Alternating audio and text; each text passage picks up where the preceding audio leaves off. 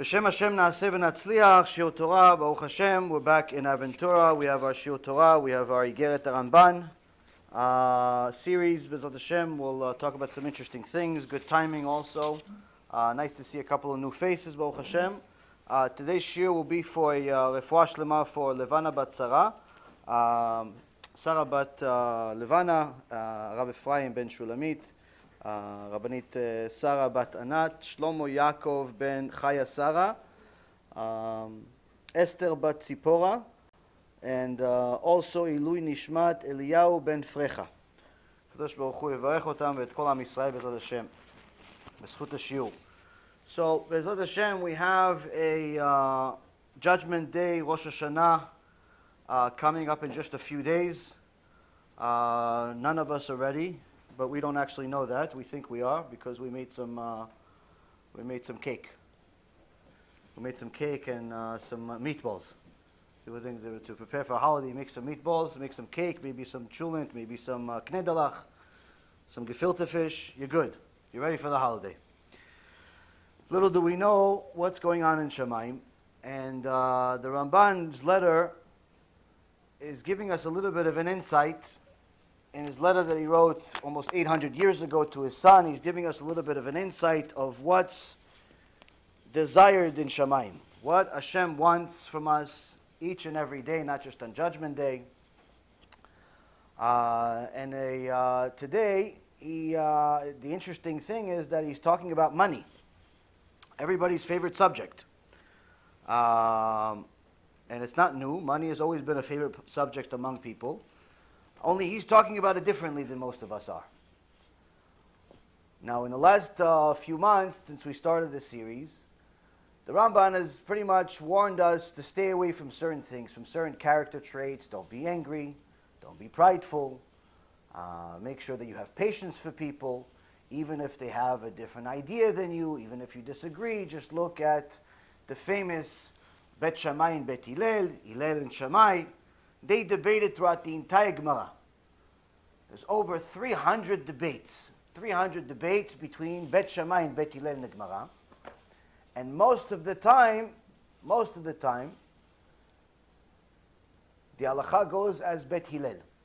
Now, the president of Eretz Yisrael incorrectly said to a bunch of American Jews he was trying to get some money from, yesterday or the day before, when he went on with some online gathering, that the reason why Bet Hillel won most of the debates is because Bet Hillel listened to Bet Shammai.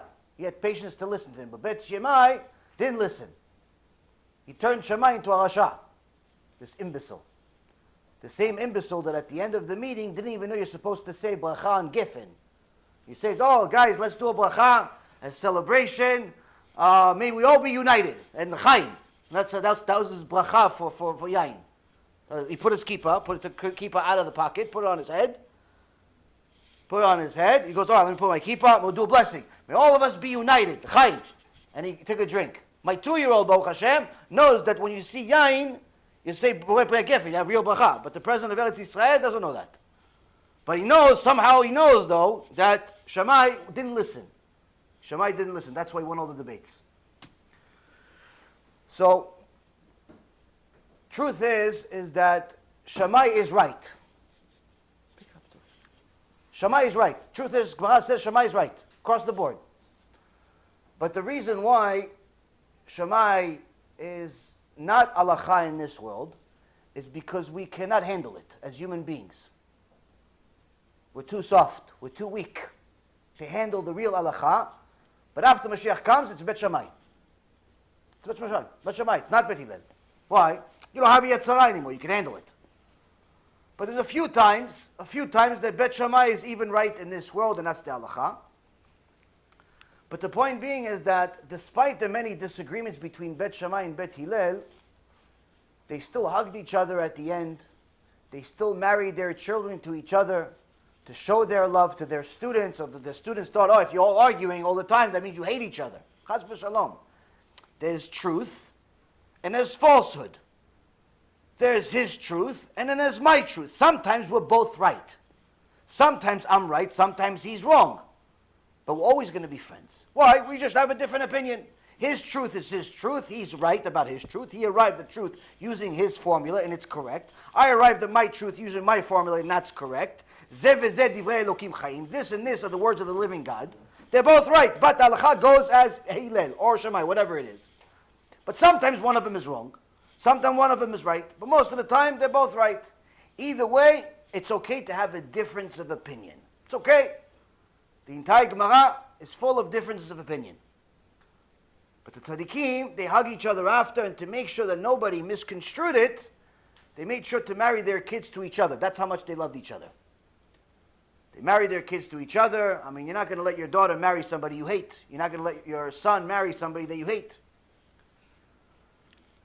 So, the difference is today is that people don't know how to have debates. People don't know how to have disagreements. They think that if you disagree with somebody, that means you hate them. That means you're enemies. That means that you have to go to war. I can't live if your opinion is different than mine. You can't live if my opinion is different than yours. You're like Daesh, you're like ISIS, I'm like Am Yisrael. You know, people are crazy today. Reality is disagreements are perfectly fine. When is it not fine? It's not fine when the disagreement is not because you disagree with me. It's because your ideology is the enemy of mine. And my ideology is the enemy of yours. Meaning, you're a Palestinian terrorist, I am a Jew. We will never agree on who the land belongs to. Never. If you're a normal Jew, you will never agree who the land belongs to with a Palestinian terrorist or somebody from Iran or somebody else from somewhere else, even the KKK. It doesn't make a difference. You're never going to agree with them. Why? Because their ideology is enemy with yours. My ideology is enemy with theirs, and so on and so forth. So that means we cannot coexist. Why? Because my existence bothers you. Your existence bothers me. Now, sometimes that happens, but that's rare and few. If you see someone that's a secular Jew, doesn't keep mitzvot, doesn't necessarily mean that his ideology is the enemy of yours. It's the opposite of yours. It doesn't agree with yours. He wants to do whatever he feels like doing. You have a king running the world that you have to comply with, and that's okay. You have to show him, the king, that your king is also his king. Doesn't mean that you have to be enemies. The Rambam says, if you see somebody that's simply ignorant, you have to bring him a kalev, bring him closer. Bring him closer, that's the point. It's the point of the religious people, is to bring the non-religious closer. The reason why Kadosh Baruch Hu destroyed the Beit HaMikdash wasn't because of the secular people. It was because of the religious people. Why? Because the religious people gave up on the secular ones. Said, you guys don't want to be religious? The heck with you. We're going to be religious on our own. So Hashem says, they're going to be religious on their own? Okay, I'll kill both of you. You first. Religious first. And that's what happened, twice. And it's happening again. Why? Because the job of the religious is to bring the non-religious. When is the job of the religious to run away from the non-religious? When the non-religious is anti-Torah. If the non-religious is not just not keeping Torah and mitzvot, he hates the Torah. She hates the Torah. The Torah makes her skin crawl. She wants gay parades in every avenue. She wants the Torah to become a mattress in every house. She wants the kotel to be like a museum. That is an enemy of the Torah. The two cannot coexist. Now what happens sometimes, Rabotai, is that people like this Reuven from Eretz Yisrael, the president of Israel, that's a chanfan. You know what a chanfan is? A kiss-up. A kiss-up. There's one of the 10 commandments is that you're not allowed to be a chanfan. Not allowed to be a kiss-up. Not allowed. So, he's a chanfan. He gathered a bunch of people from the Jewish Federation. And he said, all of us need to be united, the Reform, the Conservative, the Atheists, the Atheists, the Christians, the whatever. Everybody together. Why? Because you get everybody's money, it's good. If you just get money from the Orthodox, not that much. You get some money just from the Conservative, not that much. You get some money for everybody, oh yeah, get more votes. So this Reuven guy, he's a chanfan. He wanted everybody to be friends. So he starts changing and distorting the Torah the way he likes it. distorting the reality the way he likes it. Now, HaKadosh Baruch Hu says in the Mishnah in Pirkei Avot, if you desecrate my name, I'll embarrass you. How so? Right now, one of the main things that this Reuven was fighting for is control of the land. That's the point of the president. But Ahmad Dibi, the Arab terrorist that's in the Israeli Congress, he just said to Reuven, the president of Israel, you don't tell us what to do. We, the Palestinians, we run this place. We run this country. We're going to run it the way we want. We're going to take over the government. Meaning they're not even fighting for land anymore. Say it's ours already. We're going to run it. Now all of us are going to say, no, come on, what power do these Palestinians have? Ooh, what? The Zohar Kadosh says that before Mashiach comes, the Arabs, Ishmael, Bnei Ishmael, are going to get control of the land. Now most of us thought it's going to be a war, an all-out war. Iran's going to atomic bomb, Shem Yachem, Saudi Arabia, somebody. No, there's no war. The Arabs, for the first time in history, are supporting a Jewish guy to be the new prime minister. Benny Gantz, they want him to be president. Why? Because he hates the Torah. He hates the Torah, so it's perfect for them. They know that the way to beat Am Yisrael is when they hate the Torah. So they want him. The Arabs now want him to be the prime minister. And that's, Rabotai, how, without even lifting a knife, the Arabs can take over, Hashem Yinachem Aleinu, when they do, or if they do, how they take over Eretz Yisrael. And the Zohar Kadosh says that they're going to take over the land from what merit? The merit of the Brit Milah of Ishmael. The Brit Milah of Ishmael, Ishmael still gets a Brit Milah, but since it's an incomplete Brit Milah, they don't do a real Brit Milah like Jews. They don't do certain parts. But they still have a reward for it. And the reward is that before Mashiach comes, they're going to get control over the land of Israel. And a lot of us thought rationally, oh yeah, there's going to be a war. Maybe it already happened when they were controlling before 1948 and so on and so forth. All of us wanted this to be the past. But in reality, it's the present. In reality, it may be the future. But the good news is, everything can change. Every single thing can change. How could it change? The Rabbeinu Bechaye ben Asher lived about 800 years ago, was the Talmid of the Rashba.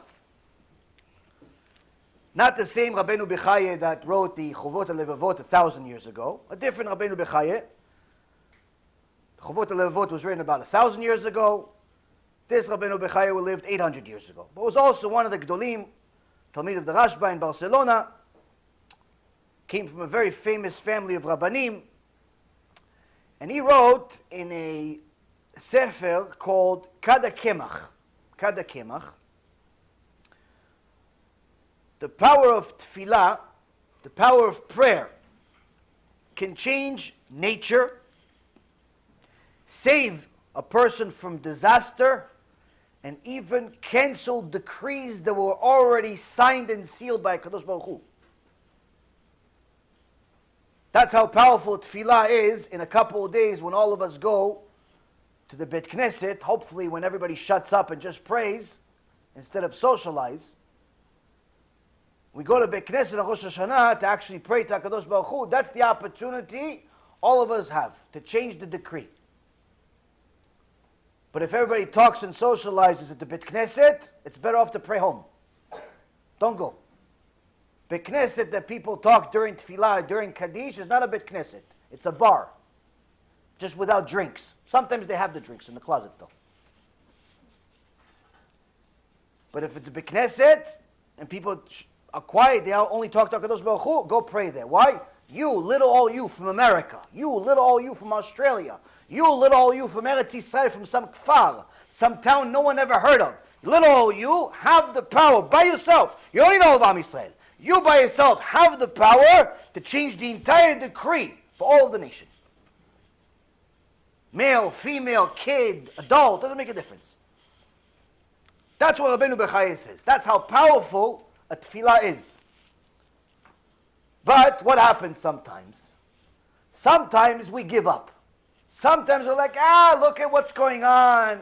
Everybody's Mechalel Shabbat anyway. Everybody's secular anyway. Hashem's going to destroy us anyway. We're all going to Gehinnom anyway. Everything is garbage anyway. He's sick anyway. He's going to die anyway. They have all the good news in the world. So they just give up. So in his commentary on the Torah,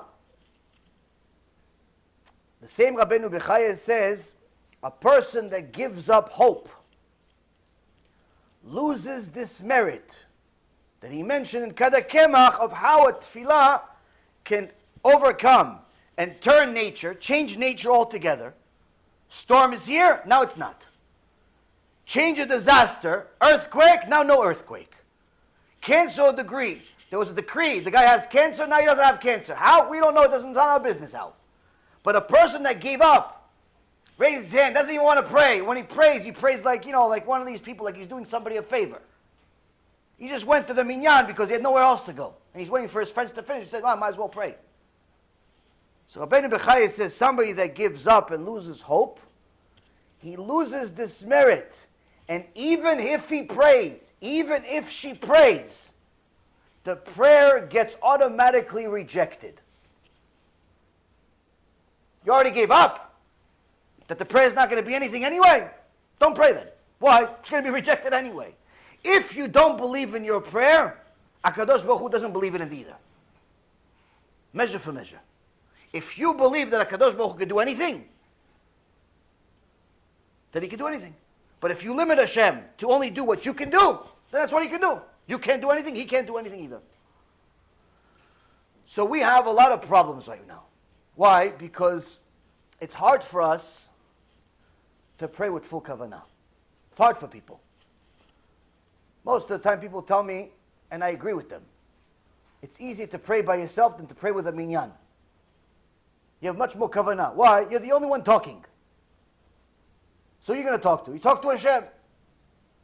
But you're in a Beit Knesset, everybody wants to talk to you. And you want to talk to everybody else. You haven't seen him in a year. He's wearing a new white kippah. Oh, why is he wearing white? Why is it a Kedus Gula? Oh, look at his jacket. It looks like it's from Louis Vuitton. It looks like it's from this. I want to ask him, where did he get this jacket? From Marshall's for a discount, or he actually went to the store? Like you're interested in his jacket. You see he has shoes, and the shoes match the jacket. And then you see a watch. The watch looks like it's wearing 15 pounds. Is this a real watch, or did he buy it from like the CVS store, but it looks real? Like you're interested. He parked the car in the front. Is it really his car, or did he rent it just to show off? Everybody's interested in everybody's life during Rosh Hashana, Yom Kippur. Why? Because it's a show and tell. To show and tell, everybody shows up to the Beit Knesset. So everybody shows up. The guy never showed up the whole year. He's eating pork the whole year with his goya. He shows up. Shana tova, elmetuka. He gives everybody shana tova. Mikim mekubal. Shana tova, habibi. Every shana tova. Yeah, kvod harav. Like he even knows the Rav. No, it's not the Rav. Oh, no, it's just a guy. He has a beard. Okay, he's not a Rav. Okay, shana tova to you anyway. And if he wants to be a real mekubal, he starts giving candy during tefillah. He starts giving little candies to make the year extra sweet. Shana Tova to everybody. What page are we on? We haven't started. Oh, okay. What are they doing now? They're selling the donations now. Oh, okay, I'm going to go smoke a cigarette. No, you're not allowed to smoke a cigarette. No, isn't it fire? Rabotai. Even that guy, HaKadosh Baruch Hu loves him. As long as when he prays with kavanah. But if he comes to shul just to socialize, better off for him to stay home. Better off for you to stay home too, if that's all you have. So now we have to understand. During these next few days, we have an opportunity to talk to HaKadosh Baruch Hu and turn around all of the decrees. But since most of us have a very difficult time praying with kavanah, because there's always some guy that wants the attention, there's always somebody that's talking, there's always somebody's kids running around causing chaos. It's hard to have kavanah. It's hard. So we have to do something active. When you pray by yourself, unfortunately, it's not the same level of prayer as we talked about in previous lectures. When you pray with other people, it's a little hard sometimes because sometimes they go too fast, sometimes too slow, and so on and so forth. So HaKadosh Baruch Hu wants us to do something to show us that we have real kavanah. And what's that? Do tshuva. That's really all He wants from us. Do tshuva. Now doing tshuva, as we've talked about in previous shurim, is not so simple. By simply you just decide to put tefillin on once a day, that's enough. You have to keep, first of all, the entire Torah. Now, you have to make sure that you change your entire lifestyle. You have to make sure that you start influencing your wife to become modest. You have to start influencing yourself to become modest. You have to do a lot of different things. Start learning Torah. But one of the mitzvot that you have to do, that I think is probably the most difficult mitzvah for people in this generation. Aside from, I'm not talking about a mitzvah like a sin, a prohibition. I'm talking about an obligated, something that you need to do. Now obviously the addiction of wasting seeds, znut, immodesty, all that stuff, everybody knows that's the addiction of the generation. I'm not talking about that. There's one mitzvah that we have to do in order for us to do tshuva. But it's really, really hard. And the reason why is because we have to literally transform our minds in order to fulfill this mitzvah. And what's this mitzvah? It's called tzedakah. Tzedakah and MUSSAR. This, by the way, is one of the most difficult mitzvot for this generation. And the reason why is because if people are generous, it's usually because they don't want to change their life. So they'll give money, just don't ask me to come to the shiur. I'll send you money. I'll send you money. Don't ask me to put on tefillin. I'll just send you money. You do tefillin for me. Don't ask me to learn. You learn for me. I'll give you the money. Just leave me alone. Either you have that kind of guy that's generous, or you have, he's sealed. Like the Federal Reserve, sealed. You can't get in, you can't get out, nothing. The gold is in there, it's not coming out. I took a bunch of clients over there one time. I asked them, can I see one of the gold? No, the gold's there. I said, when does it come out? Never. I said, when does it move? Never. I said, it never moved? He goes, well, it moved 5 years ago. We moved from here to Sweden. We moved one little cart, a few gold bars from Sweden to Belgium. That's what we do. But the gold never leaves the building. Some people's money never leaves their pocket. Why? They idolize it. The harder a person works for their money, the harder it is for them to give it away. Especially when it comes to Torah. They'll give it away to go buy a new watch. They'll give it away to go on vacation. They'll give it away to some, strange cause that has nothing to do with Hashem. But to publicize Torah, it's very hard for them. And that's what the Ramban talks about. And we're going to go back and see how this has a lot to do with our tshuva. Now, one of the main reasons why a person can become stingy with their money actually comes from failing in one of the previous character traits of being a prideful person. By thinking that the more money they have, the higher their IQ is, the better person they are. And the Ramban writes, "Ubameid gai leva adam, im be'osher Adonai morishu ma'ashir." The Ramban writes, for indeed, of what should a man be prideful? What reason could anybody be prideful for? He says the first reason that people are usually prideful, they think who they are, is because of money. And if he has wealth, it's Hashem who makes him prosperous. Meaning, wait, yes, okay, you have money, but do you actually believe you made the money? The fact that you think you made the money because you had an idea, you invented something, you got the client, you closed the deal, you started the company, you bought this and then sold that, you sold this and then bought that, you think you did it, that's already the first problem. You already gave yourself too much credit. So the question is, how much credit should we give ourselves for making money? The Ramban says, 0. You did nothing. Wait a minute, but I made the call. And then the client answered. Okay, you made the call. Who gave you those hints? You gave your hints? No. Who gave you the brain that understood what a call even means? Who gave you the idea to call that particular client? The thought inside the brain. Who actually created that client? Who influenced that client's heart to answer the phone and talk to you and even say yes? When you start calculating the responsibility of Hashem versus your own, you arrive at the same answer as the Ramban. You actually did nothing aside from desire to make money. That's it. That's what you did. You desired to make money. You had an effort. Now, David HaMelech says in Tehillim, chapter 49, verse 17 and 18, "Fear not when a man grows rich, when he increases the splendor of his house, for upon his death he will not take anything. His splendor will not descend after him."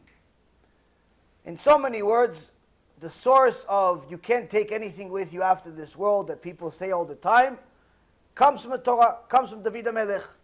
David HaMelech says sometimes you see a guy make so much money, he wants to show it off. So even though he only has 2 kids and a dog, and one of the kids is leaving the house anyway because he's getting married, so he's only going to be left with 1 kid and a dog, he wants to get a house that's 8 bedrooms.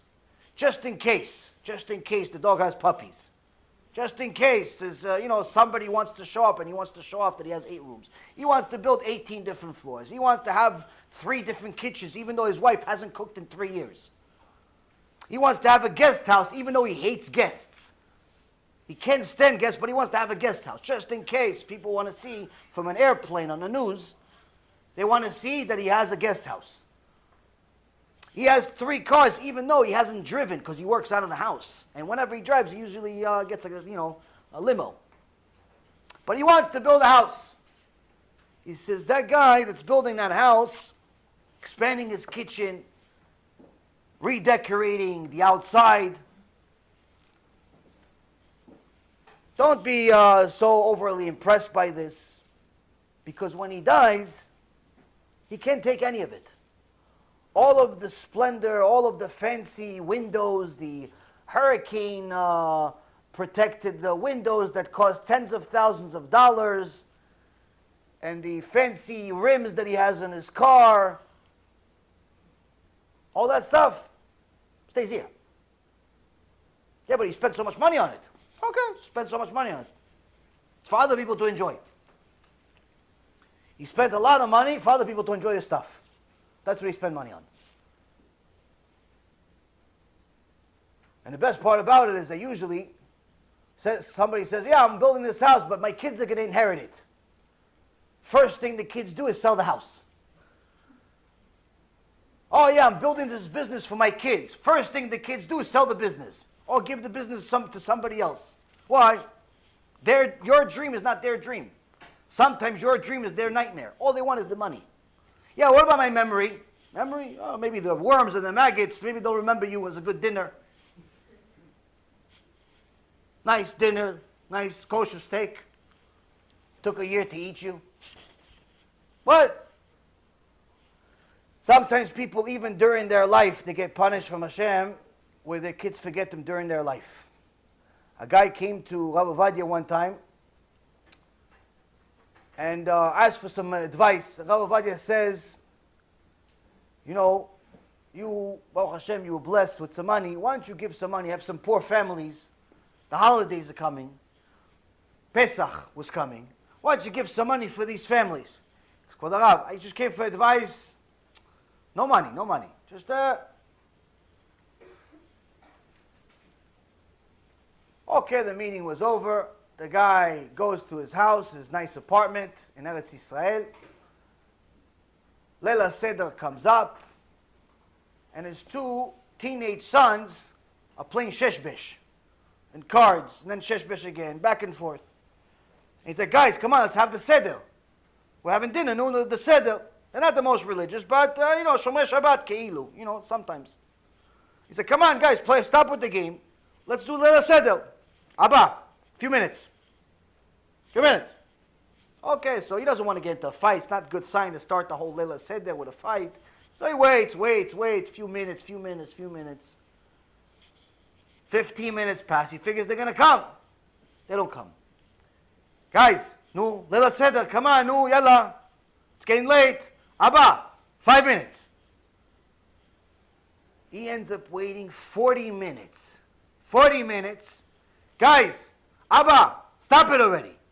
We'll get there whenever we feel like it. Talk to me. Talk to me like this, he says. I built this house with my own hand. He thinks he's God for a second. Built a house with my own hand. He gets up with all of his anger. He walks over to them thinking he's the boss. He takes the sheshbesh and flips it off the table. Get to the dinner. His 2 teenage sons. Said, what? One grabs one shoulder. The other one grabs the other shoulder, and they throw him out of the house. Lock the door. They go back to the sheshbesh.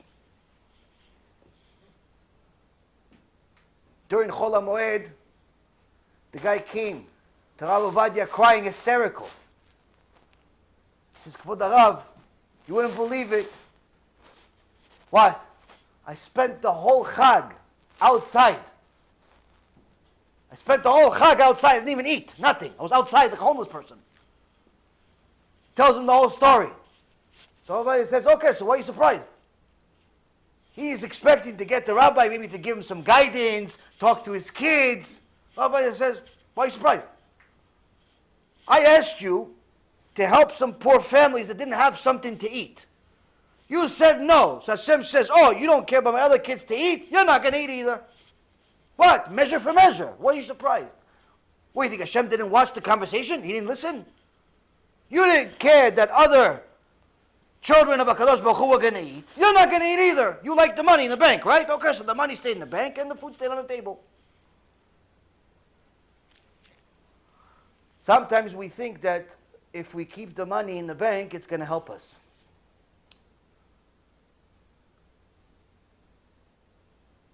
The Ramban says that when a person works really hard making money, he forgets who's the one that's making it. One of the prime examples of somebody that followed Torah and mitzvot to such an extent that he had Ruach HaKodesh. You know what it is to have Ruach HaKodesh? Ruach HaKodesh means you have an idea of what a Kadosh Baruch Hu is thinking. You have an idea of what's going on in Shammai. That's Ruach HaKodesh. You guys should get it. I promise you, it's the best. You know how to Ruach HaKodesh? Korach. Korach had Ruach HaKodesh. And by Ruach HaKodesh, Korach knew that Shmuel, that the Gemara says, he was like Moshe and Aaron together. He knew that Shmuel is coming from him. He's going to be one of his descendants. So Korach says, there's no way that I'm wrong in this debate between me and Moshe. Why? If Shmuel's coming from me, there's no way that Hashem's going to kill me. Why? Because then Shmuel's not going to come. Korach never thought that his sons are not going to follow him. Why? Why did Korach never even think that his sons are ever going to betray him? Because the Gemara says, everybody followed Korach. Everybody followed Korach. Why? He had a lot of money. Lots and lots of money. He had as much money as all of Am Yisrael put together. There were 3 treasures that Yosef HaTzadik hid. That was all the money of the Egyptians. Am Yisrael as a nation found one. Korach by himself found another. So he had as much money as the entire nation put together. That's how much money he had. He had 70 camels just to hold the keys to all of his safes. That's how much money he had. And the Gemara says he started giving money. He was a big Baal Tzedakah. Gave a lot of Tzedakah to all the rabbis. That's why the 250 biggest rabbis in the world, they were on Korach's side. All the biggest rabbis, except Moshe Rabbeinu, was on Korach's side. Now these rabbis, they're not Rishayim, Tzadikim. They all had Ruach HaKodesh. They all prayed 3 times a day. They went to Mount Sinai. They heard HaKadosh Baruch Hu speak. Any of you heard HaKadosh Baruch Hu speak? So don't say you're more tzaddikim than them. Any of you see HaKadosh Baruch Hu's words in the sky? No, so don't say you're more tzaddikim than them. But guess what? Them and Korach are still screaming in Gehenom till this day. Why? Money. Money, Rabotai. Gemara says because he gave the money, he bought their opinion. He bought their mind. He bought their brain. He bought his own brain. He thought that because he had money, that makes him right. And money went to his head. And the Midrash says, in order to prove that money doesn't mean anything, the possessions of a person don't mean anything, when HaKadosh Baruch Hu punished Korach and his followers, the 250 rabbis, he not only opened up the ground to swallow Korach, but the Midrash says that every single material possession that belonged to Korach was also swallowed, to such an extent that if he lent, or his wife lent a needle to her neighbor, but she didn't give it back yet, that needle was swallowed by the ground. Any possession that belonged to Korach, even if it was lent to somebody else, the ground opened up and swallowed it whole. Meaning that there was only one person that left this world with all of their stuff. And that's Korach. But him and his stuff are still screaming in Gehinnom today. Now, this, Rabotai, is because Korach thought that money means that you're right. Sometimes we think that because we have a little bit of money, we know more than the rabbi. Or we know more than the Torah. And that's one of the biggest mistakes that a person can do. A person becomes arrogant as he starts becoming more successful, especially if he's young, especially if his role models are celebrities. You know, people look up to all of these celebrities and athletes, the most arrogant people on earth. If you actually look at their end versus where they are right now, you see that where they were in the beginning, you see there's two different pictures. When they were at their heights, it looked great. New car every other day, new house, they're on different shows, they're in different movies. But then a few years later, more or less, they end up becoming one of the permanent patients in one of these rehab centers, sometimes on a homeless list, sometimes on an extra in a movie that no one even watches anymore. They become complete losers. Why? Because HaKadosh Baruch Hu says, Ga'avat Adam tashpilenu. The pride of man is how he's going to destroy him. He hates pride. If HaKadosh Baruch Hu gave you money, he didn't give you money to be prideful with it. He gave you money to do good things with it. But if you use it the wrong way, HaKadosh Baruch Hu punishes you for that. Now, sometimes people give tzedakah. They give to the Beit Knesset. They give to the organization. But they don't give enough. They give whatever they feel like it. The guy says, listen, I give a lot of money. I used to say, I give a lot of money. I did. Anytime somebody came to my office 2-3 times a week, they got money. 1,000, 2,000, 3,000, 5,000, whatever was sounded good. One time I told a guy no. So he stayed in my office for 3 hours until I said yes.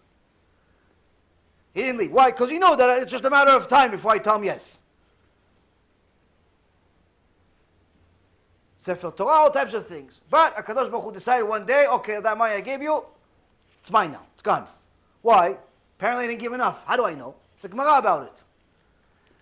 One of the richest people in Am Yisrael, at the time of the Beit HaMikdash, was a person by the name of Nagdimon ben Gurion. Nagdimon ben Gurion was tzaddik. He's actually one of only a few people, I believe it's 2 people in history, or 3 people in history, that HaKadosh Baruch Hu stopped the sun for him. Stopped the sun in the middle of the sky for him, for his benefit. So he wasn't a Rasha. But the Gemara in Masechet Ta'anit says that one day, Rabban Yochanan and a few of the other tzaddikim see a woman looking through the feces of the horses that belong to the Arabs. Looking. He says, lady, what are you looking for? He says, I'm looking for some barley so I could eat it because I'm starving to death. He says, they say to her, who are you? Because they see this woman is disheveled. Her clothes have so many holes in them, she had to use her really, really long hair to cover herself. That's how poor she was. She's looking at the waist. of the horses and the donkeys of the Arabs just so she could eat something. He says, who are you? You speak Hebrew, you're a Jew, who are you? He says, I'm the daughter of Nagdimon ben Gurion. You're the daughter of Nagdimon. How could it be? Your father is the richest man, was the richest man of the land. Just the gift that he gave you, we remember, he gave you for the wedding, he gave you 1,000,000 zuz. 1,000,000 zuz, it's something like $400 billion. It's a retarded amount of money. That was the gift he gave you for the wedding. How could it be? You went from here to you're worse than us. Like, how could it be? She says, yes, my father lost all of his money. Okay, but what about your father-in-law? Your father-in-law also had some money. He says, my father-in-law also had lost all of his money because he was connected with my father.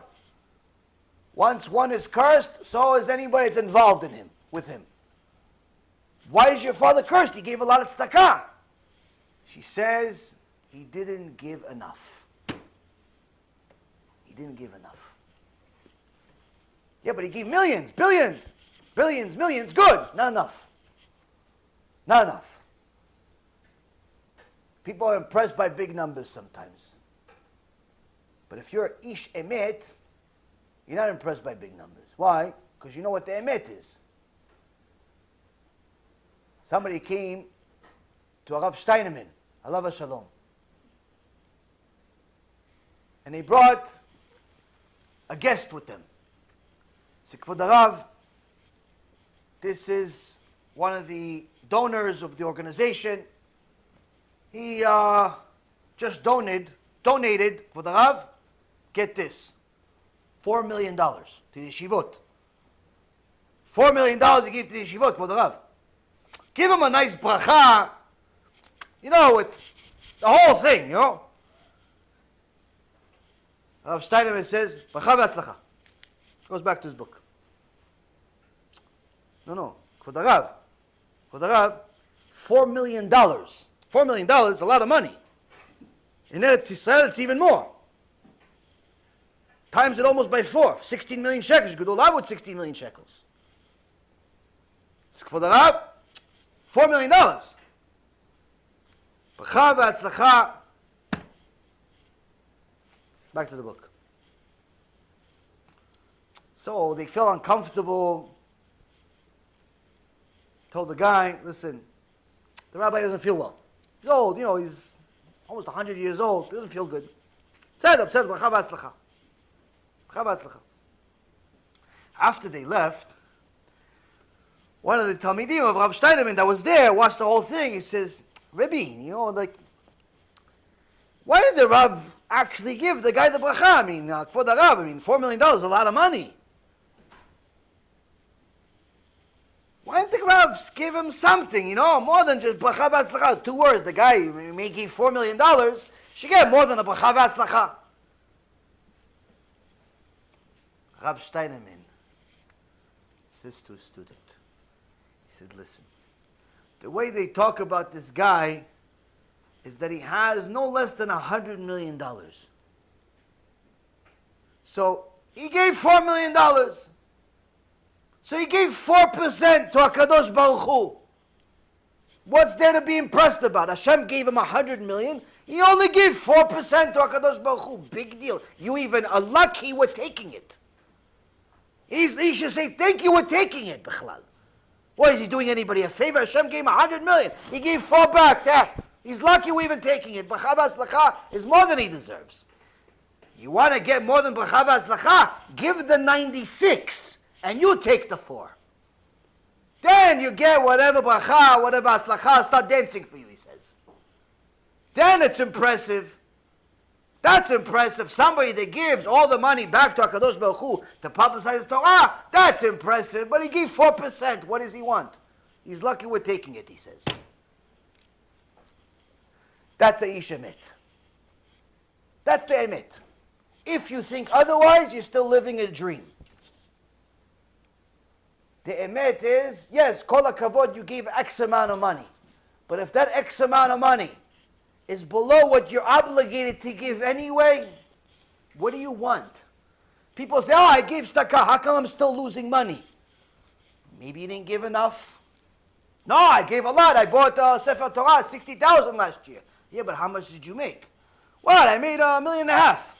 Okay, so 60,000, you're still in debt for at least another 90,000, just to give the maaser, to break even with your responsibility. And that's just the maaser responsibility. If you have a lot of money, more than this $1 million, you have to give even more than maaser. What do you mean? I worked so hard for it. Did you? Really? You did it yourself? All by yourself? Hashem didn't do anything? But that's the problem, Rabotai. We think we're doing the whole thing. And part of the reason is because people are so impressed by our success. We are so impressed by our success. We start tooting our own horn. We start thinking that we really are all that. You see the digits on your bank start going up. Ooh, wow, ooh, yeah, look, I did this, I did that. Meaning that it becomes very, very difficult to be humble when you have a lot of money. Now, a person can give tzedakah, but if he doesn't give enough, he's not going to get that same blessing. It's very important for a person to know that HaKadosh Baruch Hu is the one that gave it to him.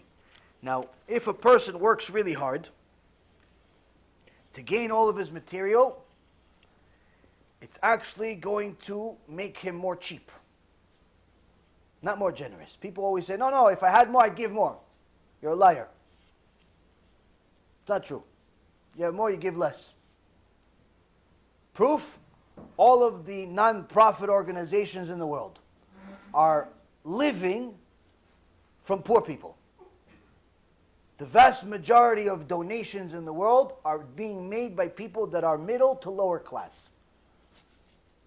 But everybody thinks, no, they're all living by that big $100 million charity that he gave. No, that's just part of the stuff they do.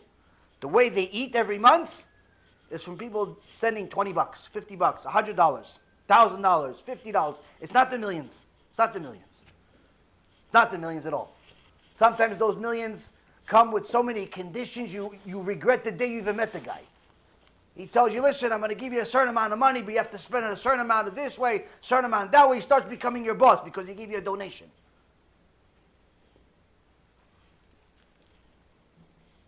So, the real charity in the world actually comes from people that have less money, not more money. And it's not because they don't need the money, but rather they appreciate the money less. They're not as connected to it as the rich people are. As the Gemara says, you give somebody 100, he wants 200. You give him 200, he wants 400. The more a person works to acquire more and more and starts giving himself the credit that he's the one or she's the one that's acquiring it, the harder it becomes for them to get rid of it. And then they can become spiritually sick with a disease called stinginess. Now, in Hebrew, stinginess is called kamtzan, to be a kamtzan.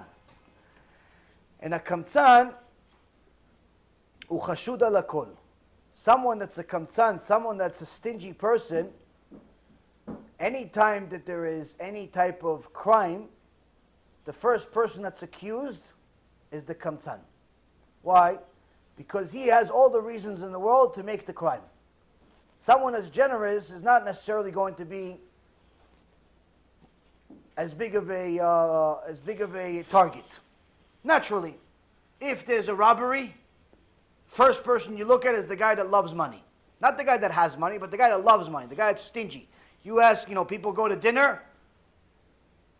Instead of saying, it's 5 people, $300. Everybody has money. Instead of one guy picking it up, it's like, they start splitting it up. Okay, no. I bought $20.72. He starts taking out pennies out of his pocket. He's not splitting it evenly between 5 people like a normal person or just picking up the tab like a gentleman. No, he starts splitting it. No, I had the steak, but I only had 3 bites. So I'm not going to pay the whole thing. I didn't have a Coke. I didn't have a drink. He starts calculating exactly how much he spent. No, I didn't even have dessert. You guys had dessert.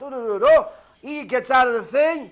He got $9.99. Everybody else had to pay for everything else. Why? Because he's so stingy. One time we went to an event, Bunch of guys.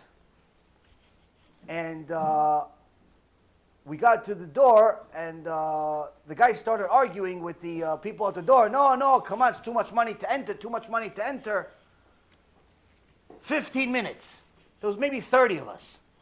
And I'm in the back, nothing, just doing nothing. And I'm saying, what's wrong? Why are we here for 15 minutes? It's cold. It's like, oh, they're arguing with the guy at the door. Why?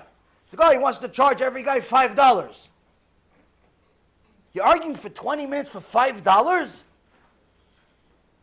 Sometimes people love money so much, they don't want to spend $5. Now, if you don't have $5, why are you outside? You should be home. You should be working to make the $5, for heaven's sake. Why do you go out with no money? But now that you're out, you're arguing with the guy for $5? It has nothing to do with the money. It has to do with how much a person values money, values it too much, loves it too much, addicted to it too much. And when a person is addicted to money to that extent, he will make every crime under the sun for the sake of money. He'll steal, he'll cheat, he'll lie, and he'll justify it. He'll rationalize it. He'll live perfectly comfortable being a thief and a liar, accusing the world of all the wrong and never accusing himself.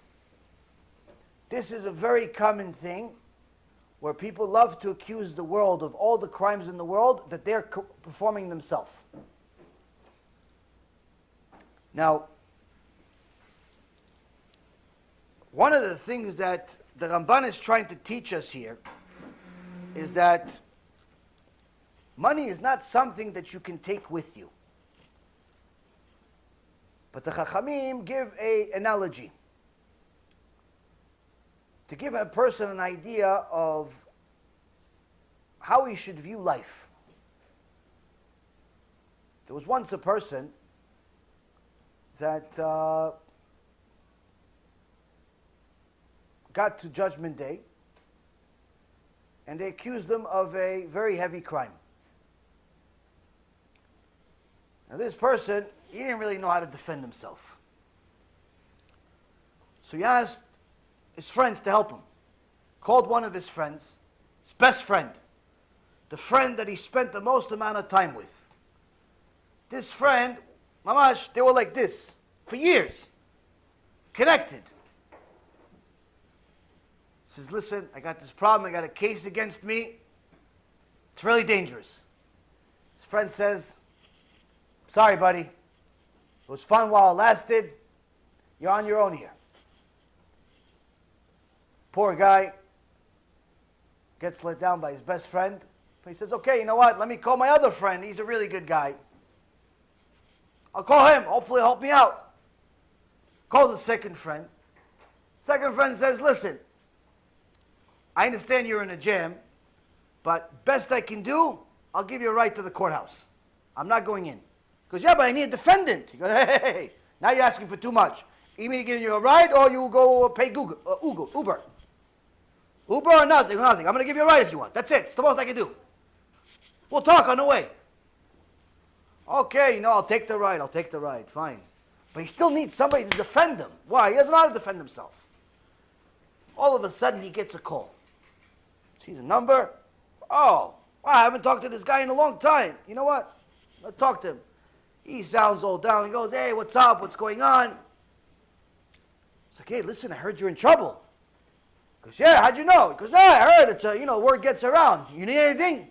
He goes, I actually need somebody to speak up for me. Tell the judge that I'm really a good guy. I didn't do it. He goes, listen, don't worry about anything.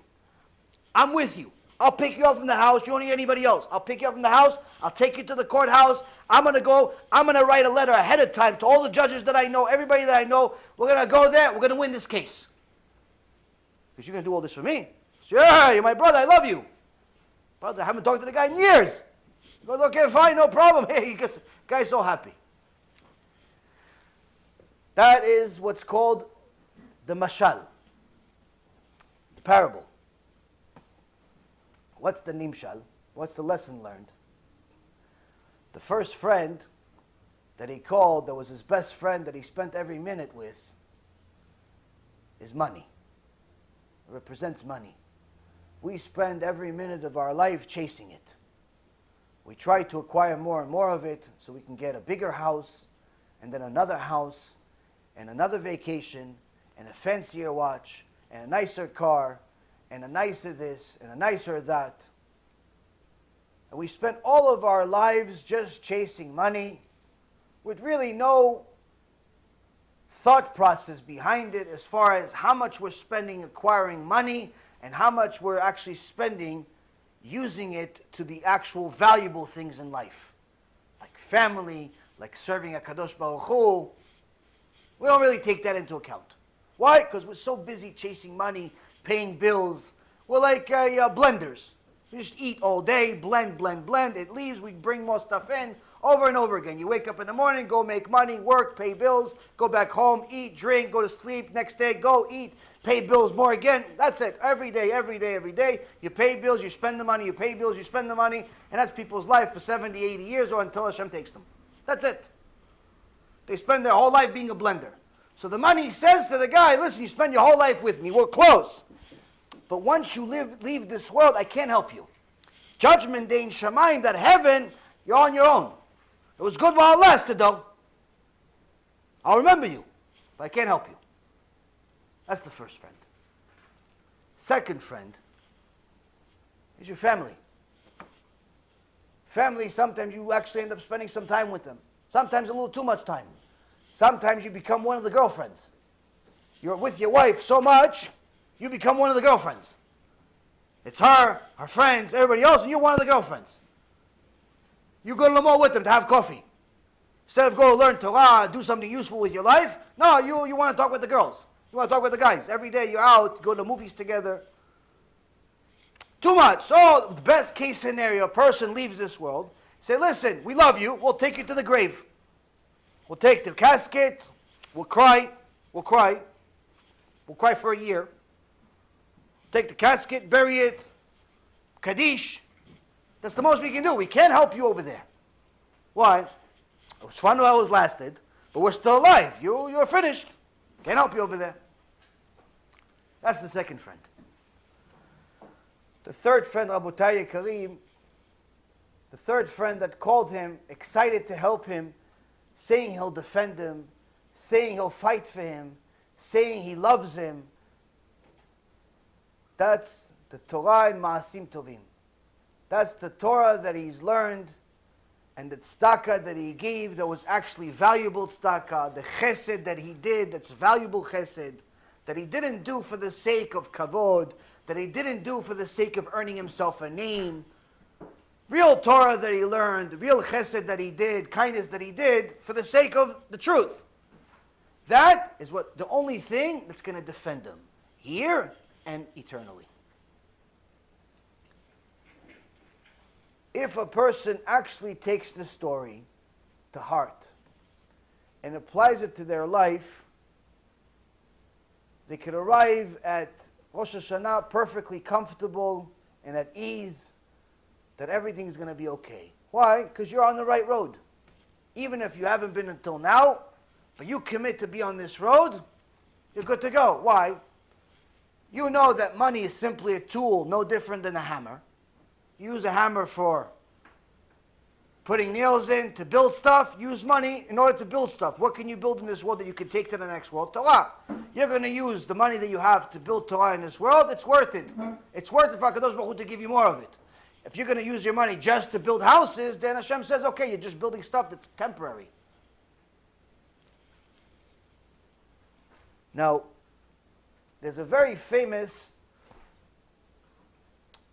saying in regards to tzedakah, when a person gives it and what's the value, that we learned from Rabbi Akiva.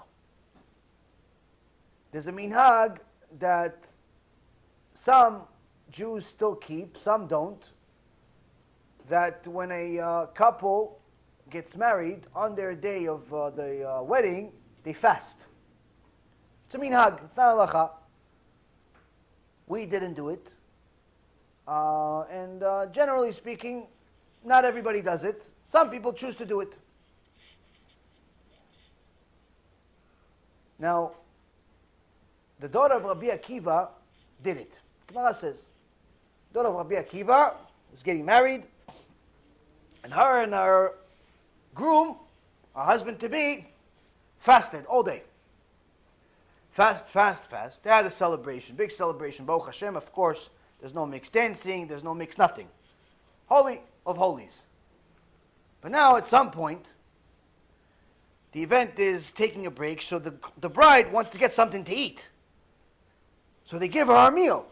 She's excited to eat. She hasn't eaten the whole day. It's already night. She's starving to death. She goes to her room. She can't eat in front of people. She goes to her room to go eat.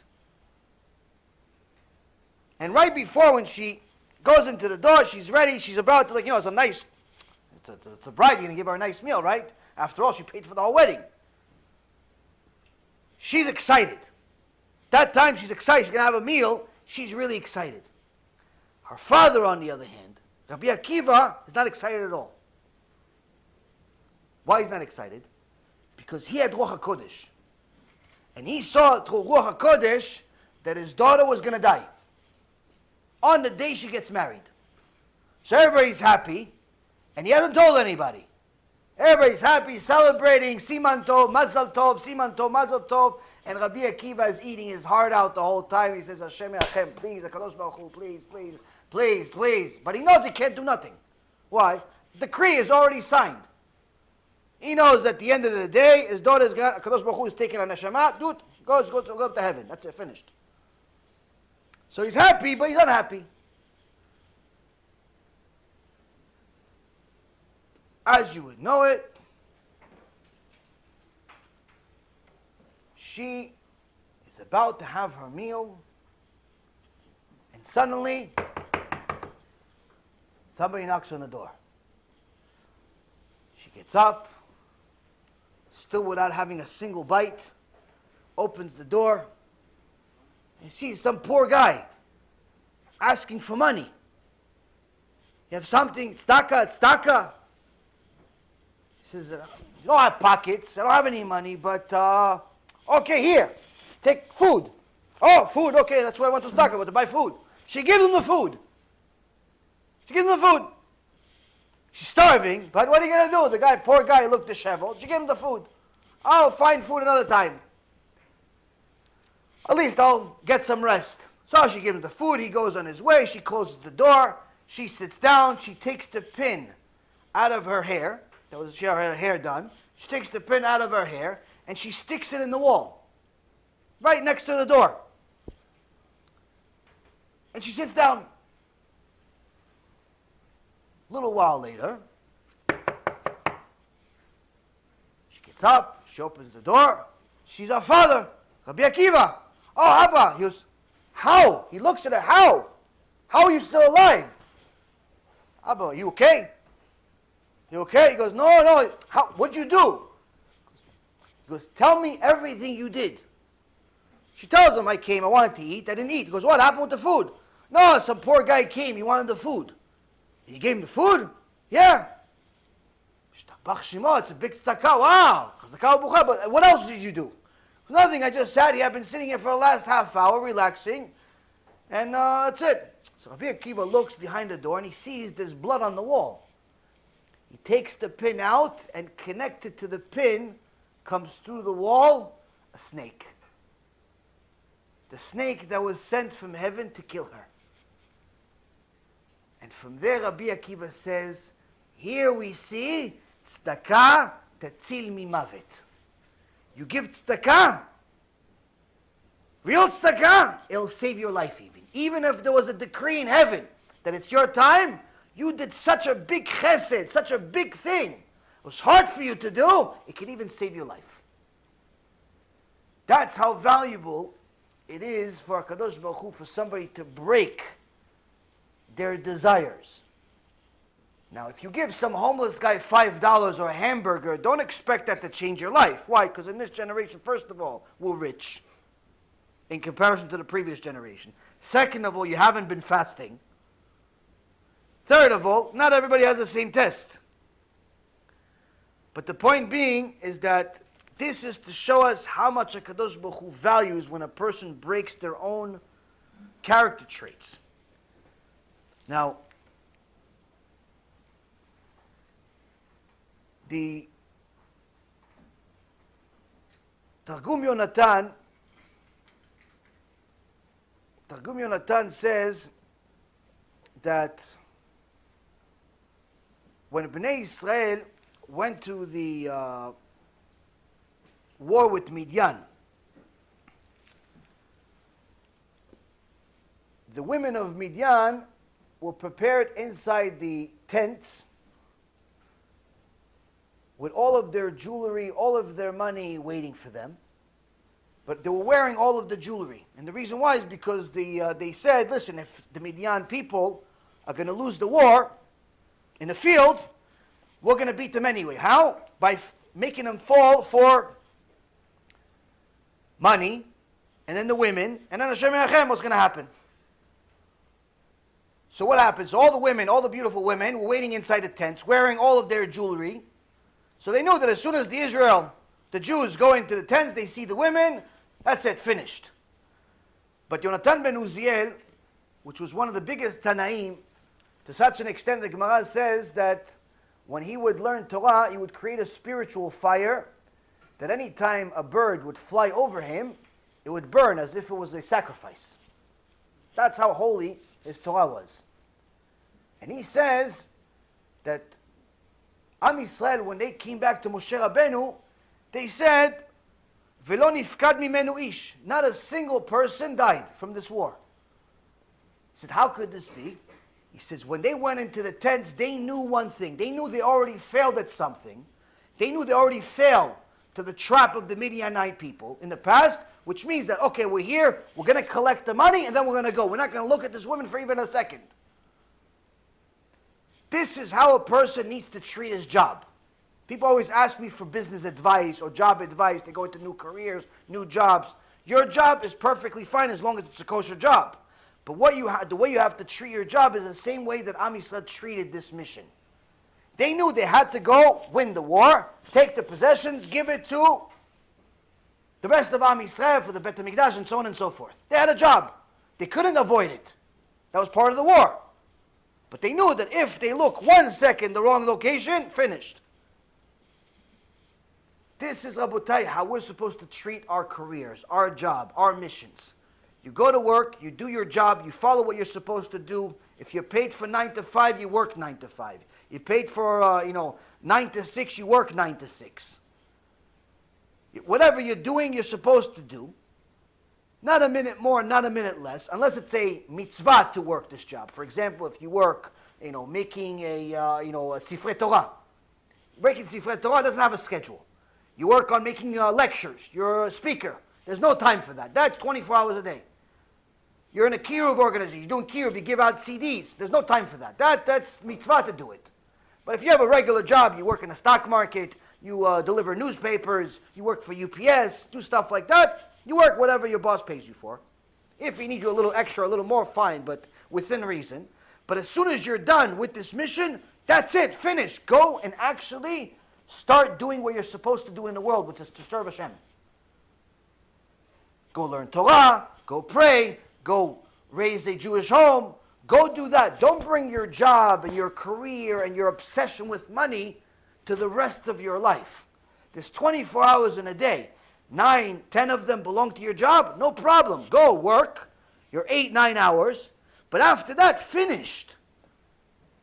That's the mistake that people make, is that they don't ever finish. That was my mistake on Wall Street. I never had a finish. My schedule never ended. It never ended. It was simply 24 hours a day. If I was awake, I was working. Now, it's still the case now, but the difference is now it's a mitzvah to work. Back then, it wasn't exactly a mitzvah. So, the point is that we are allowed to work, we're allowed to make money, we're allowed to be successful, but we also have to be real with ourselves. Now, sometimes a person denies the truth. He simply thinks, okay, this is nice, but you don't understand. You're obsessed with this stuff and blah, blah, blah, blah, blah, as if I was born in the streets. Sometimes you tell people the truth and they don't accept the truth because they think that they know better. Now, this week's Parshat Nitzavim, says that there are all types of people in the world. There are people that are tzaddikim. There are people that are reshaim. And there are people that are somewhere in between, Benonim. Alvai, we were all Benonim. Alvai, we're all in the middle. But he says there's certain types of people that are Reshaim, but they do Teshuva, they become Tzaddikim. Certain types of Tzaddikim that they fall for some type of desire, and they become Reshaim. But either way, HaKadosh Baruch Hu always leaves the door open. You want to do Teshuva, you always have a door open. Except specific conditions. There's certain types of person that HaKadosh Baruch Hu says, this person I'm never going to forgive him. This person I hate him. This person, even if he prays on Rosh Hashana, he's wasting his words. This Gemara says there's a certain amount of words every person gets in their lifetime. They like to talk a lot. They're simply killing themselves. He says this person prays, he's simply killing himself. I don't want to talk to him. Who is this person?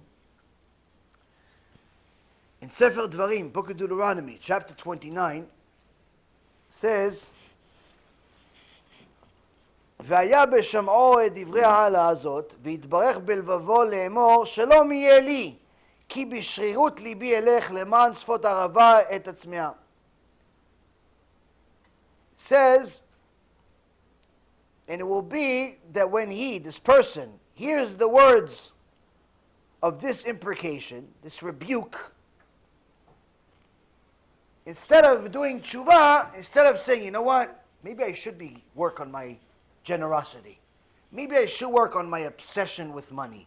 Maybe I should work on my modesty. Maybe I should work on whatever it is that HaKadosh Baruch Hu sent me a message. I heard a Shiur Torah, the rabbi said this. That means that HaKadosh Baruch Hu wanted me to hear it.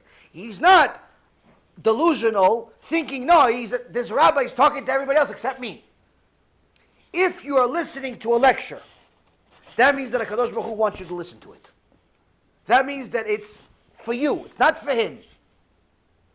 It's for you. No, but what? I'm generous. Apparently not enough. Why? But I'm modest. Apparently not enough. Why? If the rabbi mentioned modesty, that means you're not modest enough. That means you need to do something. If the rabbi mentioned generosity, that means you need to do something. And it's not talking about me. I'm talking about in general, all of us. If HaKadosh Baruch Hu sent you a message, that's for a reason. Don't be delusional thinking, oh no, it's for everybody behind me. It's not for me. There's a message, but it's for everybody behind me, not for me. Why? Because if a person does such a thing, HaKadosh Baruch Hu says, if he hears these words of imprecation, but he blesses himself in his heart saying, peace will be with me, even though I walk as my heart sees fit. He says, there's nothing wrong, I'm perfectly fine. I keep Shabbat the best that I can. I give whenever I get a chance.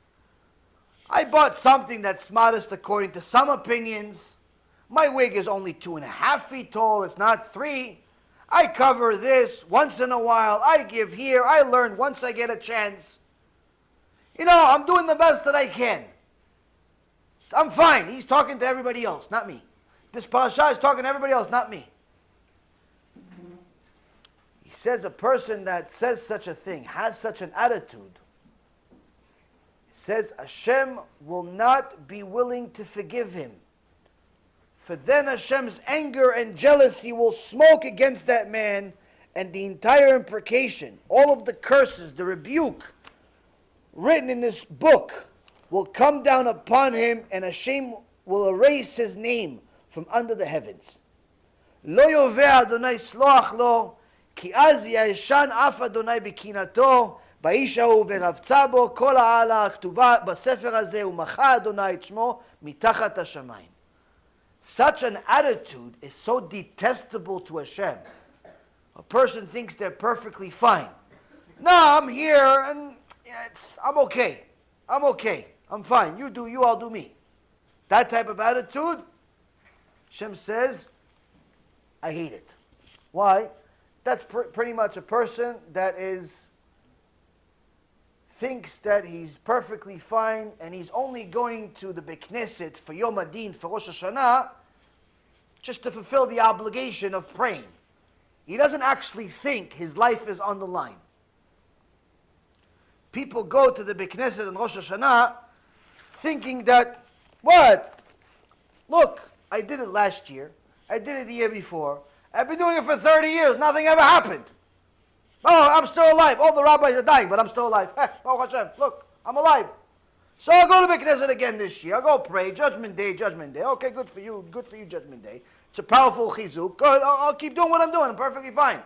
He goes to the Beit Knesset on Judgment Day. He thinks there's nothing to be afraid of. He can't wait to go home to eat 3 pounds of sugar and honey, maybe a special sgula for a good year. He's going to bathe himself in honey this year. He thinks the honey is going to make his year good. He doesn't think Teshuva is going to make his year good. He thinks the honey is going to make his year good. He thinks that if he eats the head of the fish or the sheep or the whatever animal he wants to pick, that's what's going to make his year good, not Teshuva. He doesn't think his life is actually on the line.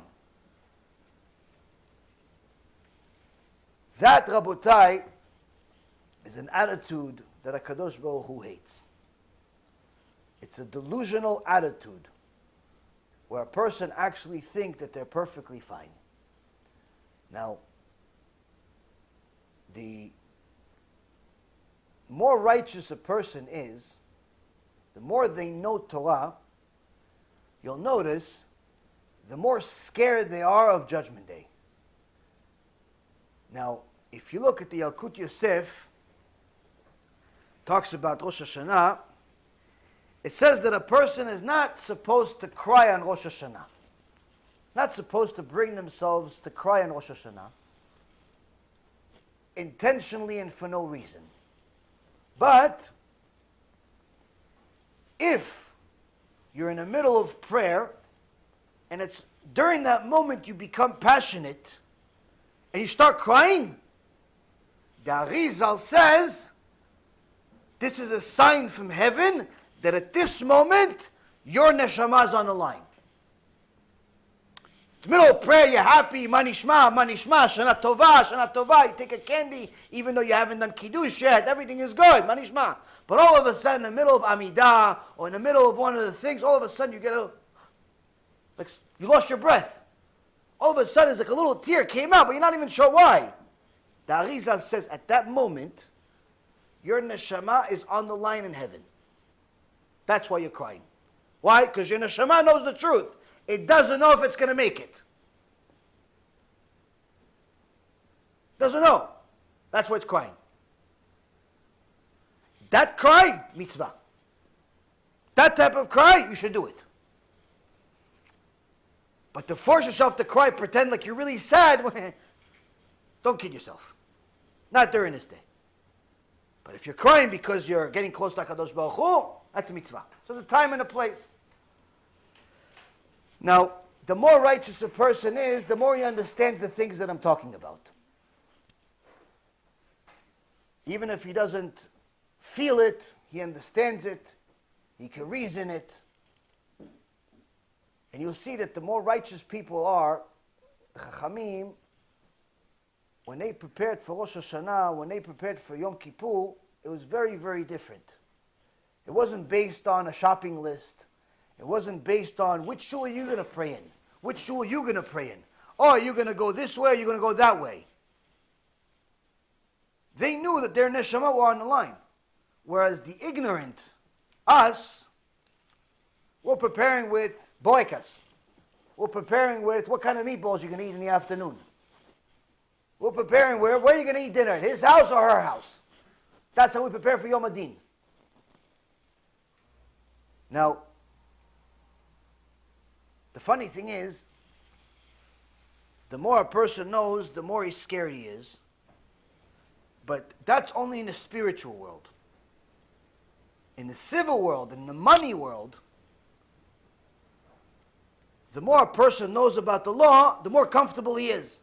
The more you know about the IRS code, the more you're comfortable, even though it's not comfortable to get the IRS to call you or send you a letter in the mail, say, listen, we're auditing you. If you know everything, you know all the laws, you know the loopholes, you know what you did and what you didn't do, You're perfectly fine. It's like, yeah, come, no problem. You could be here for 6 months, 6 years. I'm okay. But a person that knows the law of HaKadosh Baruch Hu, the more he knows, the more scared he is. How come? If you knew the law of, let's say, the state, and you're in a construction business, and the state sends you a letter, we're going to come on Tuesday to audit your operation. If you know the law, you're not scared. But if you are Talmid Chacham, you're the biggest rabbi in the world. Every year it's the same Rosh Hashana. 30 years, 40 years, 50 years, 60 years, 80 years. You're doing Rosh Hashana, but every year you're more scared. How come? How come if you're more righteous, you're more scared, but in the money world, you're never more scared? Who wants to offer an answer?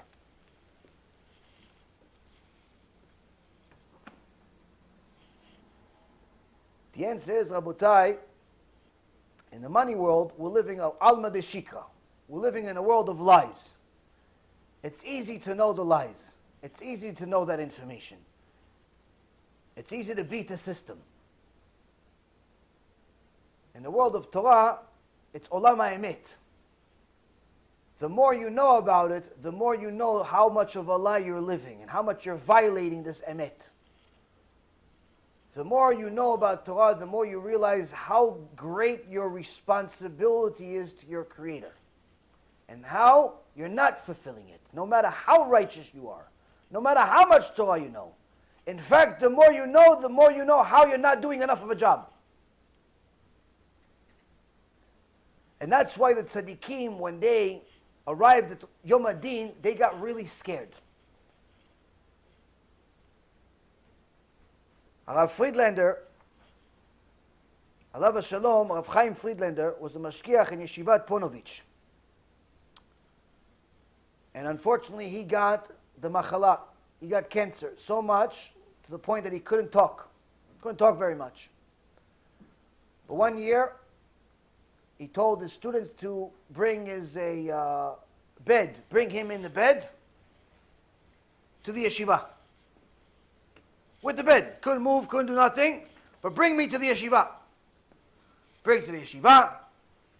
All the students seeing the Rebbe like this, Shem Elachem. And then he gives them all the news. Rosh Hashana, this is what you're praying for. So this doesn't happen to you. That's what you're praying for. You're not praying so you could pass the test. You're not praying so Hashem could put a few more shekels in your pocket only. You're not praying so you could just get a bigger house and a bigger kitchen and a nicer car and people like you and you'll find a wife. It's not just that. You're also praying so you don't get cancer. Rav Yagen alav shalom, in his last Rosh Hashana lecture he gave to his students after he already had the machala, after he already had cancer, the amount of pain that he had, he said he had to take over, I think it was a dozen or half a dozen pills just to make the lecture. And you see him crying, mamash, crying in the lecture. Breaks your heart. You see how this powerful man, Hashem, mamash, what happened? How the disease, mamash, destroyed him. He's in massive amount of pain. And he's giving a shiur. And he says, had I known last Rosh Hashana that this was going to happen, I would have never slept. I would have never ate.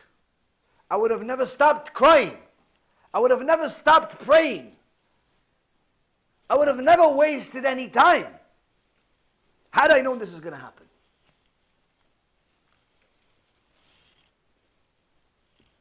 The more a person knows, the more he can save himself from himself.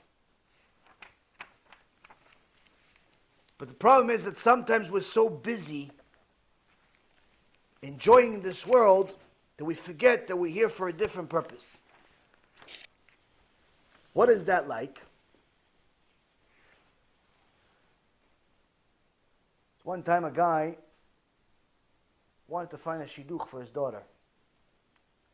And the guy came, told him, listen, there's a guy, Talmid Chacham, he learned to do. a good guy. Why don't you try him? It's okay, no problem. So he calls the guys. Listen, I want you to take my daughter on a date for shidduch, but before you take her out, I want to talk to you. Come to the house a little early and we'll talk. So the young guy comes to the house, and they sit down. And the young guy says, you have a cup of water? Sure, no problem. Yeah, a cup of water. Yeah, the chaim. After he drinks a little water, a couple of words, and he says, you have maybe coffee? Coffee? Sure, no, coffee, okay. Honey, get the guy coffee. Coffee here, chabod, coffee. With the coffee, maybe there's a cake or something, a cookie. Okay, no, get the guy a cookie, cake, seder, no, for shidduch, okay, cake, cookie. After the guy finishes the cookie and the cake and the coffee, you maybe fruit. You have fruit, maybe some grapes or something. Something to, wash my mouth with, something the grapes. Sure, okay, no problem. Come, get up, grapes, apples, strawberry, whatever. He says, after he finished, he goes, it's good stuff, but now that I finished, I washed my mouth from the dairy and with the fruit. Any chance you guys maybe made some lunch, some meatballs or something? Pasta or some ore, some rice maybe? Yeah, we made some lunch. Okay, yeah, bechavod, you come eat. Okay, we'll eat lunch. So they start eating lunch, and he's eating lunch. He says, but surely you guys made lunch. That means there has to be dessert, right? Okay, we'll give you the dessert. Obviously, he didn't come to my house, because at this point he's already out. But this tzaddik is giving him some dessert also. After he finishes the dessert, he goes, any chance you have a good glass of wine, a little small glass of wine, red wine? One of those like Chardonnay, something that costs a lot of money. Just a little, nice, right? Right in the afternoon. Chavod is some yain, Birkat Hamazon, finished. Wow, I'm tired. Can you show me where the bed is? The father takes him by the ear, what I've already done, what I would have done already by the coffee, by the way. Well, anyway, takes him by the ear, he goes, here's the bed outside. Oh, what do I do? What? What, you guys don't host any guests here? Guests? What guests? Go guest somewhere else. You came for a shidduch. He goes, what? What did I ask for? What, you want me to pay you for it? I'll pay you for the cookie and the cake. What's the big deal? He doesn't think it's a big deal. He says, Shalom Yeli, what did I do so wrong? Now, everybody here, do I have to ask you what he did wrong? Or do you understand what he did wrong? Okay, so you know what? Just to make sure, let's play it a different way. Let's say the same guy didn't go for a shidduch. He went to a restaurant in a hotel lobby. These hotels, some of them have some really nice restaurants. So he goes to the hotel lobby, they have a restaurant, he says, can I have some water? Sure, sir. Here you go, sir. Anything else I got? Yeah, coffee too. Sure, sir. Sure, here's a coffee. 2 seconds later, you have maybe some dessert? Yeah, they give him a whole menu. What dessert do you want, sir? They don't even say his name. They say, sir. This is respect, sir. He said, what do you want, sir? We have 18 different cakes from 16 different countries. Which one do you want, sir? Oh, I wanted the cheese, but not the regular cheese, the one with the cookie in it. And the chips in it over there, not that one with that cookie, the other cookie. But can you make it a little warm for me? Because I like it when the cheese melts a little bit. Can you make a little, in the micro a little bit, 2 seconds? Sure, sir. No problem. At your service, sir. Brings him the cake. He goes, I saw that guy over there. He had some fruit. He had some fruit with his cheesecake. Can I get some fruit too? Sir, what? I thought you were never going to ask, sir. He goes and he starts running around. Sir, I got you the best apple in town, sir. Sir, here's the apple and the apple and the grapes and the Oh, sir. Listen, I'm kind of hungry. I have all this nice food you have. Any chance you guys made some meatballs, some rice, sir? I already know what you want, sir. I know. We're friends, sir. We're friends. It's like I was born with you in the same body. Sir, I already got the meal is already being cooked for you. Ready? It'll be here in 2 minutes. I ordered it for you, it's on me, sir. The guy gives him a meal, he has the thing, he goes, no, you have some wine, the best wine. Hey, look, the whole wall, he opens the wall, it's all glass, different bottles of wine from 1912 all the way till now. What kind of wine do you want, sir? At the end, he says, I just want to know, where's the bed? The guy says, the bed is room 504. Now, what's the difference between these two? One of them threw him out. The other one said, sir, it's room 504. Thank you very much for coming. Please come again. What's the difference? Obvious difference. On one of them, he doesn't pay. The other one, he pays. That's the obvious difference. You paid for the food, you didn't pay for the food. But that's not the reason why I told you this. The significant difference is, it's perfectly fine to order food and enjoy the food if that's what you came for. You came to a restaurant to eat. Enjoy the food. That's what you're paying for. That's what you're there for. It's not okay to come for the food if you're coming for a shidduch, if you're here on an appointment. It's perfectly fine to enjoy materialism, money, and all of the other things in the world if that's the only reason you came to the world.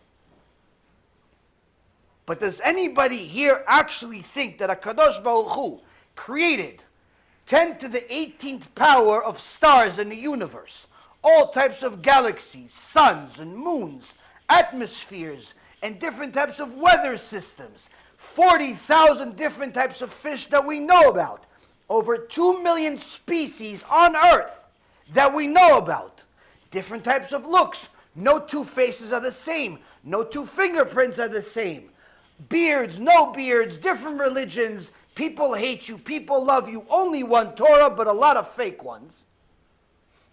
You think he did all of that just for you to have some Twizzlers? You think he did all of that for you to come in and eat some potato chips? You think he did all of that just so you could actually buy a car from Ford for a discount?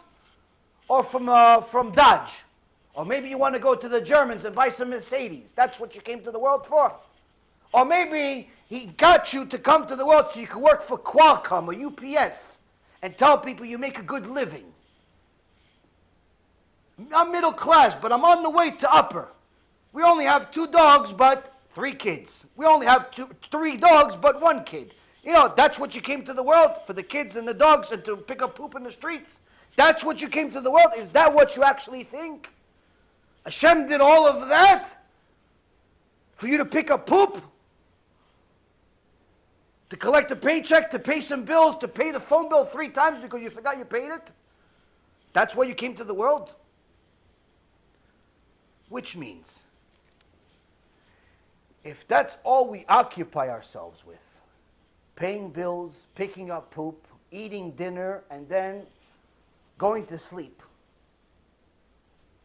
obviously, we're not giving Hashem much of an argument of why He should give us another year, let alone another minute. But if you arrive at Rosh Hashana with a real argument, okay, I need to do stuff. I need to eat because I'm a human being. I need to make money because I need to pay for the food for the human being that I am. I need to have a house so I could live somewhere and not live in the streets. It's perfectly fine to do stuff, but not to make your life all about it. If your life is all about materialism, then your life is simply meaningless. That's why today you see many, many people risk their life for no reason. They jump out of planes, they go all types of bikes, 300 miles an hour it seems like. They risk their life with bungee cords and bungee jumps, and they shoot this and they shoot that, and they just simply do a bunch of really ridiculous things. Why? Because that's what they came for nothing. There's no purpose to their life. They say, oh, my life is football. So they risk their life for a football. My life is adrenaline. So they do whatever is going to get their adrenaline going. They'll jump out of a plane. They'll climb a mountain. You know, instead of just like looking at it in pictures, they'll actually want to do it because their life is meaningless. So they have to simply risk it for no reason. But if your life actually has a meaning, if you understand that there's more to life than this materialism, then you'll appreciate your life and you won't risk it. You won't waste it. And you'll see that all of the things that you want to do, most of the time they're perfectly allowed. You just have to prioritize them differently. It's perfectly fine to work. It's perfectly fine to get married. It's perfectly fine to have fun, as long as it's part of your priority and not the only priority. This is the mistake that we make on a day-to-day basis.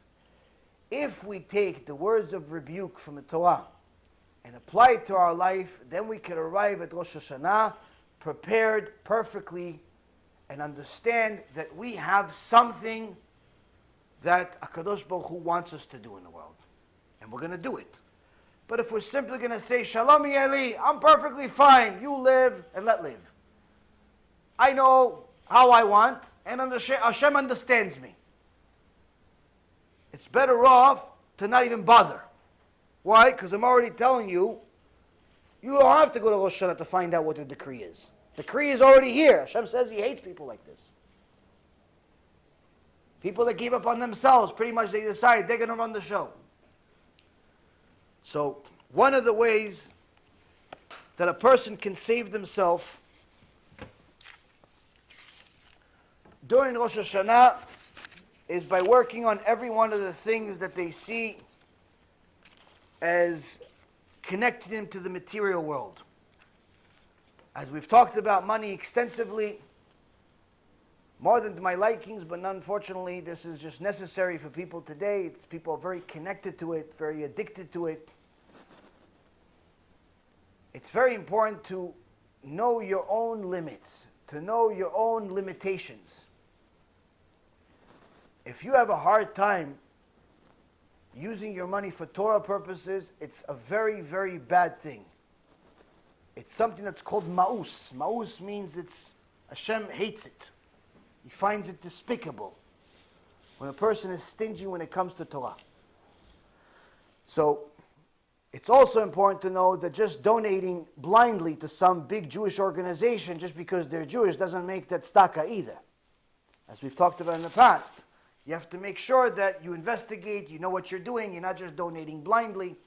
I know that people like to donate during holidays, but a lot of people, I would say 99% of the money is donated is a complete waste of money. It goes to a bunch of purposes that are purposeless. So you have to evaluate these things. You have to understand that there is a lot more to life. Now, last but not least, one thing I'm going to tell you is I haven't told you a story in a while, so I'll tell you another story. And then you guys can ask whatever questions you want. During these next few days, you're going to see some people you didn't see the whole year. Now, people ask all the time, how do I know if my rabbi is a servant of Hashem or a servant of people? I don't know if the rabbi is a real rabbi. Because sometimes it's tough to tell. You ask him a question, he gives you an answer. You ask him, what's the halakha? Can I eat this? He says no. He says yes. He knows the details. He knows the material. But how do I know he's the rabbi that I should follow and let into my life and connect to him? One of the ways is to see if he's a ish emet. How can you see if he's a ish emet? One of the ways you'll see is how he treats people that are not exactly religious, but are very, very rich. Now, the Rambam writes that if you see somebody that's not religious, as long as they're not anti-Torah, you should bring them closer, as we talked about in the beginning of the Shiur. As long as they're not anti-Torah, they're just ignorant, bring them closer, be kind to them, encourage them, give them some knowledge. Simply all you got to do is insert some information to these people and they'll end up falling in love with Hashem. It's only a matter of time. But if they're anti-Torah, run away from them. But sometimes you see certain people, they care less about Torah, but they still go to shul. Why? Because it's once a year they get together with the kehillah. Once a year they get together with the community because they like to show off how successful they are. So, very, very famous story that was republished in Yerushalayim just this past week. My Rav sent it to me. But Rav Shteinman. Rav Shteinman didn't, as we saw from the previous story, didn't jump as soon as people mentioned money, to say the least. And one time, there was a certain gvir, certain guy, very rich guy, but completely secular, that heard about Rav Shteinman, and he says, I want to meet him. So you get to the rabbis that he donates millions of dollars to, and he says, I want to meet that rabbi. He says, who? That Rav Shteinman. I heard his house, a small little house. I want to meet him. No problem. We'll take you to him. The rabbis, excited, they're going to spend a day with this rich guy. Maybe they can get another few dollars from him. They bring him to Rav Shteinman, and it's a opportunity to show and tell. They bring him to the rabbi. For the Rav, this is Mr. Such and Such. He gives a lot of money. Donations. Yeshivot, this, that. Maybe the Rav could give him a nice bracha. Rav Shteinman was learning as usual, and he wouldn't even pick up his head. And they're talking to him as if they're talking to his forehead, but he understands what they're saying, and he's just learning. And shortly after they stop talking, he doesn't raise his head, but he asks the guy, you keep Shabbat? You keep Shabbat? The guy starts mumbling, starts stuttering. But he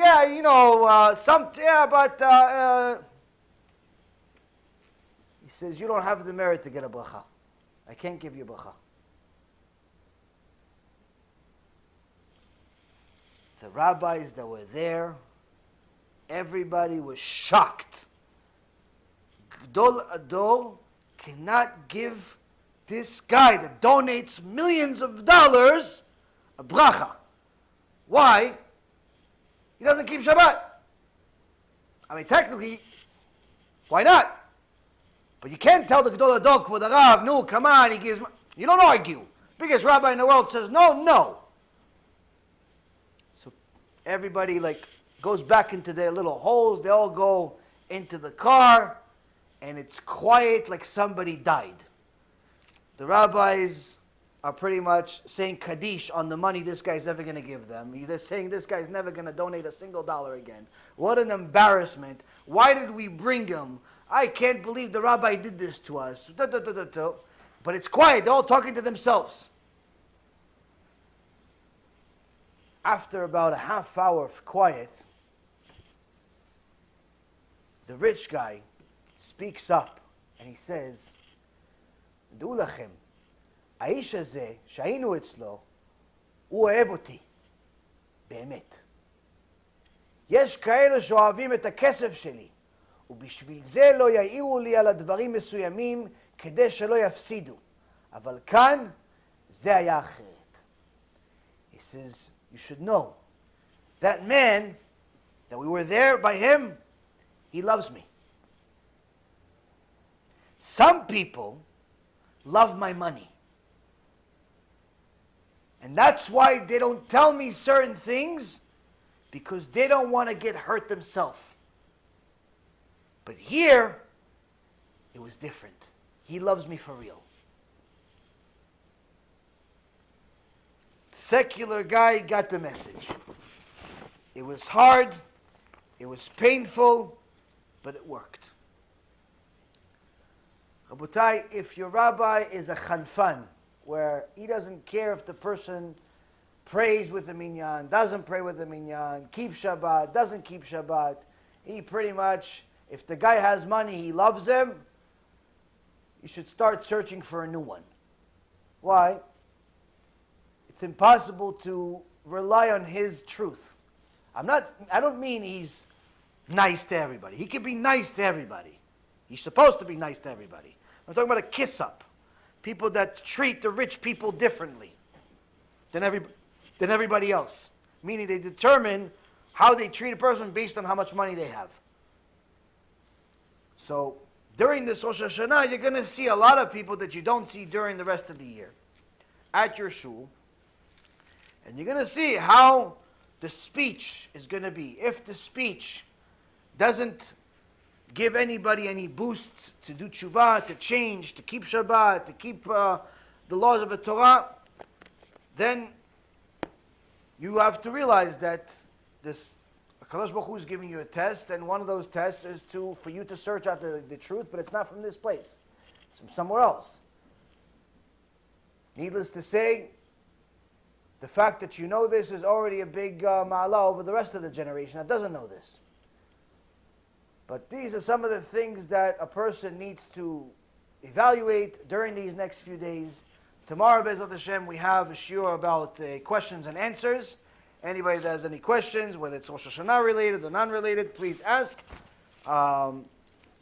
If you have questions for now, you could ask questions now. Not Rosh Hashana related. Tomorrow we'll do Rosh Hashana stuff. But if you have questions about other stuff, we can answer them now. Any questions? Beseder Rabotai, Be'ezrat Hashem, I'll see you guys tomorrow. Next week is only one shiur. Only one shiur next week. So tomorrow is the last shiur of the year. Next week there's only one shiur. Be'ezrat Hashem. Baruch Adonai Le'olam. Amen ve'amen.